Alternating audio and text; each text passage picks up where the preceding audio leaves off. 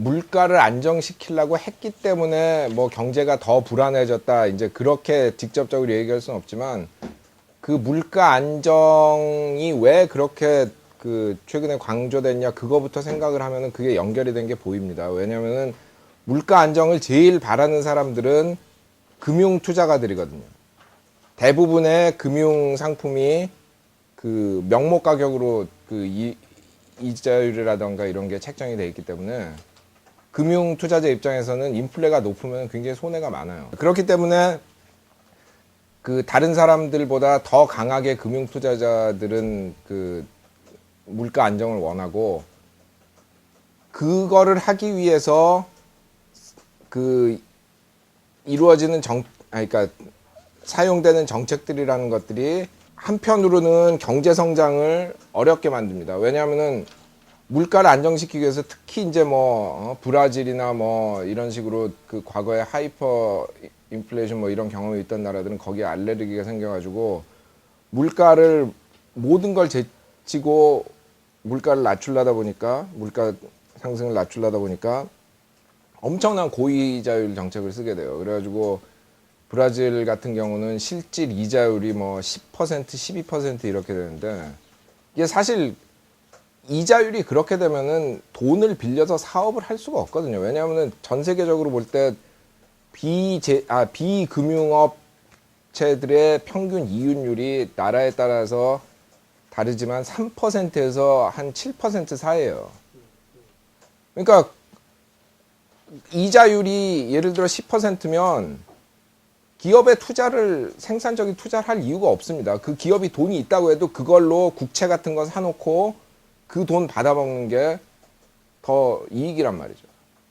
그래서 이제 그 물가를 잡기 위해서 그런 고이자율 정책 같은 걸 써야 되니까 그 기업 자금이 비싸지고 그 다음에 이제 그 자꾸 경기를 이렇게 고삐를 잡다 보니까 수요도 많이 안 늘어나가지고 그게 성장에 도리어 좋지가 않단 말이에요. 그래서 역설적으로 1980년대 이제 막 그 여러 가지 수단을 써가지고 인플레를 잡았는데 1990년대 이후에 그 G7 국가들을 이제 거기서 물가를 다들 제대로 잡았으니까 거기에 보면은 물가 상승률은 낮아졌는데 투자도 줄고 성장도 줄었단 말이죠.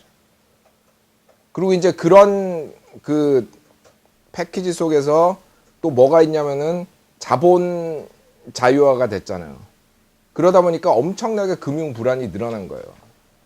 그리고 그 자본 자유화 또 얽힌 게 아까 얘기했던 그런 주주자본주의, 주주가치 경영 이런 걸 통해 가지고 계속 그 노동시장 유연화를 요구를 하거든요. 왜냐하면 그렇게 해서 그 노동자를 해고했다, 다시 고용했다 이런 걸 쉽게 할 수 있어야 기업의 구조조정이 빨리 되고 기업의 구조조정이 빨리 돼야 기업을 사고 파는 게 활성화되고 그러기 때문에 그 노동시장 유연화에 대한 압력이 엄청나게 들어온단 말이죠. 그 과정에서 사람들의 생활이 굉장히 불안해집니다. 그러니까 그 뭐 미국 같은 데 통계를 보면은 뭐 옛날보다 이렇게 그 그러니까 일자리를 그만두는 비율도 조금 늘었지만 가장 중요한 거는 그거에서 해고당하는 비율이 훨씬 늘었어요. 그리고 붙어 있는 사람들도 계속 그 뭐 다기능화 뭐 하다 하면서 계속 그 노동 강도가 높아지고 그 일이 불안해진단 말이죠. 오늘 이거 하다 내일 저거 하다. 이제 그렇게 되면은 우리가 느끼기에 사실 솔직히 말해서 인플레가 2%인지 4%인지 아세요? 2%인지 6%인지도 사실 구별하기 힘들다요. 뭐 2%하고 10% 정도는 구별이 되겠지만 근데 예를 들어 금융위기가 일어나가지고 집을 차압당한다던가 실직을 한다던가 또 뭐 그 사업이 망한다던가 이런 불안은 엄청 늘었거든요.